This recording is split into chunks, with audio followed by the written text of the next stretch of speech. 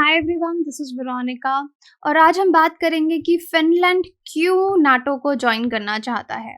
अब क्या यहाँ पे एक और मुद्दा निकल के सामने आ रहा है, इसको हम डिटेल में डिस्कस करेंगे। आपकी कोई भी क्वेरी हो आप मुझसे कनेक्ट कर सकते हैं सोशल मीडिया पे, चाहे फेसबुक, इंस्टाग्राम या टेलीग्राम पे। पीडीएफ आपको सिर्फ और सिर्फ मेरे टेलीग्राम चैनल पे ही मिलेगा। अगर आपको कोई भी कोर्स लेना है स्टडी IQ पे तो आप ये कोड डिस्काउंट कोड यूज़ कर सकते हैं वीरो33। इस पे 33% ऑफ आपको मिलेगा सभी कोर्सेज पे। इसके लिए आप वेबसाइट या एप्लीकेशन डाउनलोड करके बाकी की जानकारी ले सकते हैं।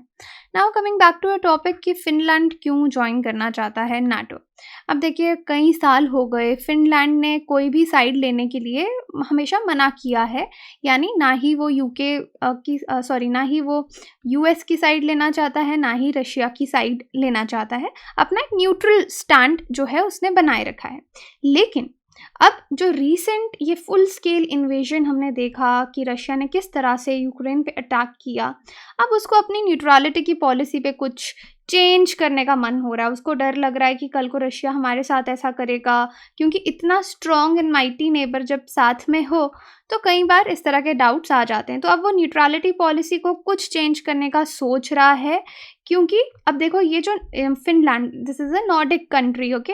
तो ऑलमोस्ट 830 माइल्स का बॉर्डर ये रशिया के साथ शेयर करता है और इसलिए अब इसको ख्याल आ रहा है कहीं ना कहीं कि मुझे भी नाटो मिलिट्री अलायंस ज्वाइन करना चाहिए, राइट। तो ये प्रिंट मीडिया में भी अलग अलग ओपिनियंस आप इसके बारे में पढ़ सकते हैं। तो अगर आप देखेंगे फ़िनलैंड, ये देखिए रशिया के साथ काफ़ी लंबा बॉर्डर 830 माइल्स को ऑलमोस्ट ये शेयर करता है। और यहाँ पे बेलारूस के नीचे ही यूक्रेन है। तो यूक्रेन पे आप देख ही रहे हैं किस तरह से अभी पूरा मिलिट्री ऑपरेशन चल रहा है। तो यहाँ पे अब फ़िनलैंड भी देख लीजिए कि फ़िनलैंड भी रशिया के साथ काफ़ी लंबा बॉर्डर शेयर करता है। इनफैक्ट स्वीडन भी सोच रहा है नाटो को ज्वाइन करने के लिए। तो मैप में आप इनकी पोजीशंस जो हैं वो देख सकते हैं। अब एक रिपोर्ट की माने तो फ़िनलैंड के जो प्राइम मिनिस्टर हैं सना मैरिन, उन्होंने कहा कि डिस्कशंस चल रही हैं, पॉसिबल नाटो मेंबरशिप वो लेना चाहते हैं। लेकिन उसके लिए ऑब्वियसली उनको एक नेशनल कंसेंसस भी चाहिए। कॉन्वर्सेशंस चल रही हैं, लेकिन ये सुन के रशिया को तो बिल्कुल अच्छा नहीं लगा। अगर आप देखिए यूक्रेन पे अटैक करने का कहीं ना कहीं एक रीज़न यही था कि यूक्रेन का जो क्लोजनेस था US के साथ, नाटो के साथ, वो इंक्रीज़ हो रहा था और ये चीज़ रशिया को पसंद नहीं आई।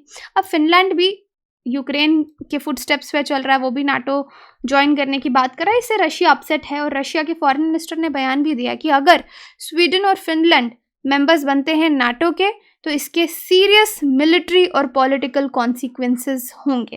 तो ये चीज़ एक डायरेक्ट आप एक धमकी कह लीजिए, एक अनाउंसमेंट कह लीजिए, रशिया ने अनाउंस कर दिया है अपसेट होने के बाद कि अगर ऐसा कुछ होता है तो मिलिट्री पॉलिटिकल कॉन्सिक्वेंसेस देखने पड़ेंगे फिनलैंड और स्वीडन को। अब देखिए, स्वीडन और फिनलैंड जो है मल्टीपल अप्रोचेस अभी ले रहे हैं अपने डिफेंस कोऑपरेशन, अपनी देश की सिक्योरिटी को लेकर।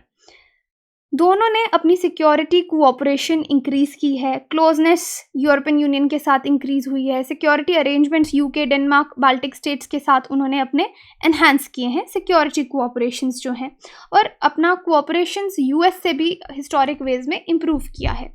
5 मार्च को अब देखेंगे फिनिश प्रेसिडेंट सॉली निनिस्तो जो हैं वो प्रेसिडेंट जो बाइडेन से वॉशिंगटन में मिले और वहाँ पे उन्होंने कमिट किया कि हम US फिनिश सिक्योरिटी कोऑपरेशन को इंक्रीज़ करेंगे, इम्प्रूव करेंगे।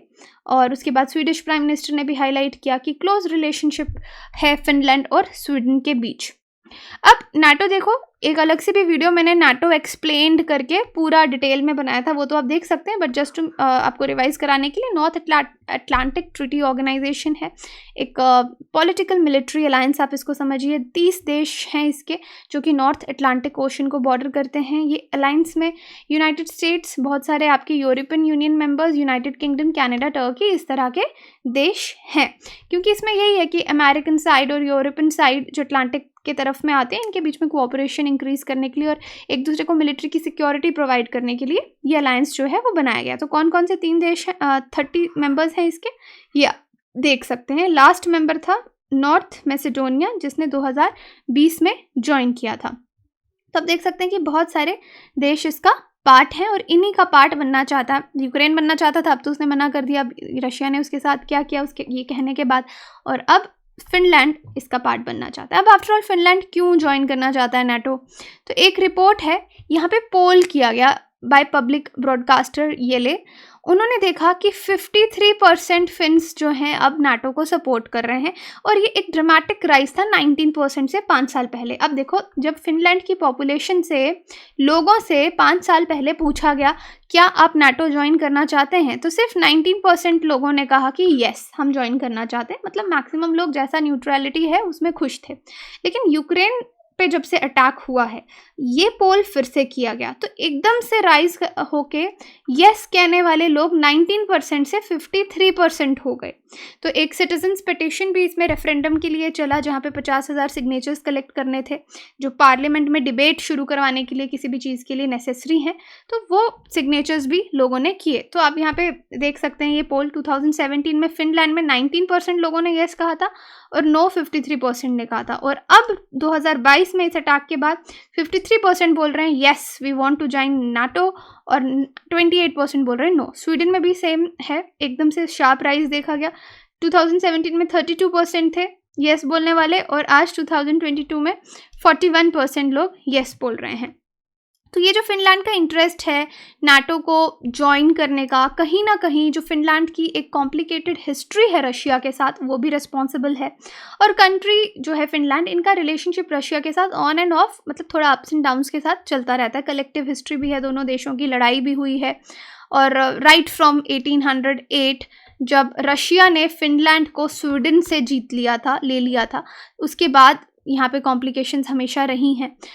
बाद में फिनलैंड को एक, ये हिस्टोरिकल बातें मैं आपको बता रही हूँ यहाँ पे कि किस तरह की कलेक्टिव हिस्ट्री है दोनों देशों की। 1808 से पहले तो रशिया ने स्वीडन से फिनलैंड को ले लिया, फिर बाद में फिनलैंड को एक स्पेशल स्टेटस दिया गया रशियन सार अलेक्जेंडर सेकंड के एम्पायर में, जहाँ पे फिनलैंड के पास खुद की करेंसी थी और ऑलमोस्ट वो फ्री था, उसमें कोई इंटरफेरेंस नहीं थी रशियन एडमिनिस्ट्रेशन की।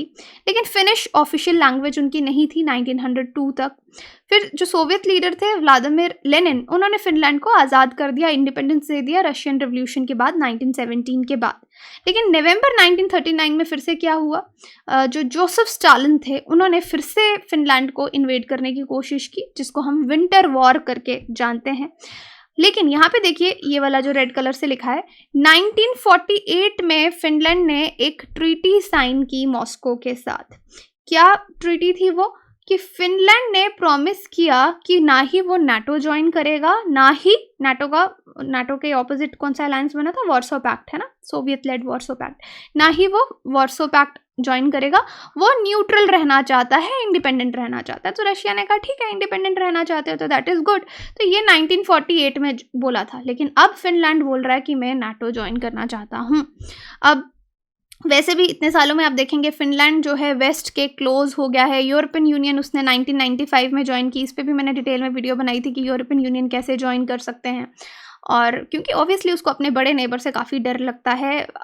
फिनलैंड और रशिया के डिप्लोमेटिक ट्रेड टाइज हैं, but definitely Russia is very mighty.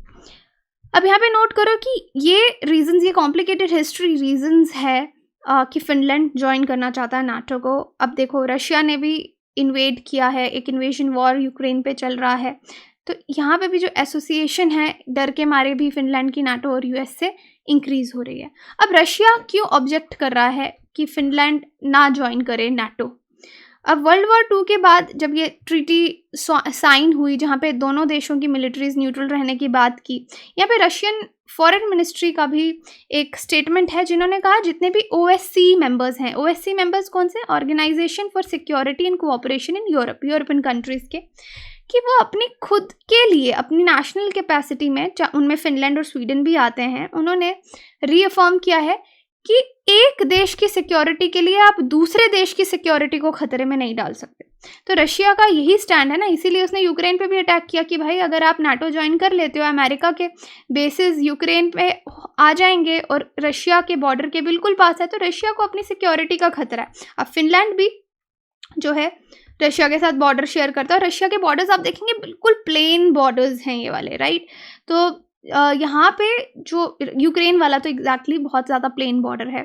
तो रशिया को अपनी सिक्योरिटी का हमेशा डर लगा रहता है। अब फिनलैंड भी अगर नाटो ज्वाइन करेगा तो सेम जो यूक्रेन का रीज़न था कि अमेरिकन बेसिस पास में आ जाएंगे, रशिया की सिक्योरिटी जो है वो कॉम्प्रोमाइज़ हो जाएगी, क्योंकि रशिया का मानना है एक देश की सिक्योरिटी बचाने के लिए आप दूसरे देश की सिक्योरिटी को खतरे में नहीं डाल सकते।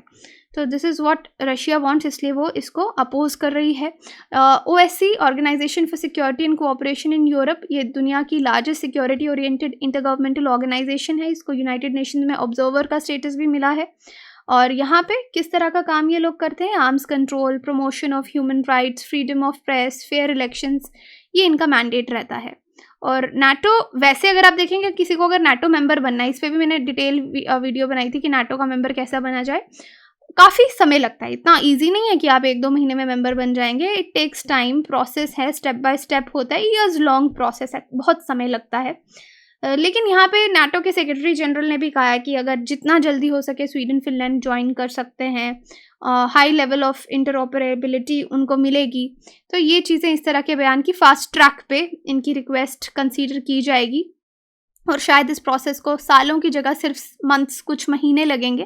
तो इससे भी यहाँ पे अब जो रिलेशंस हैं रशिया फिनलैंड के, वो सोर होते हुए, सार होते हुए हमको नज़र आते हैं कि यूरोप में ऑलरेडी एक टर्मोइल तो चल ही रहा है और यहाँ पे जियोपॉलिटिकल इम्प्लिकेशंस क्या होंगी, मिलिट्री इम्प्लिकेशंस क्या होंगी, ये वक्त बताएगा।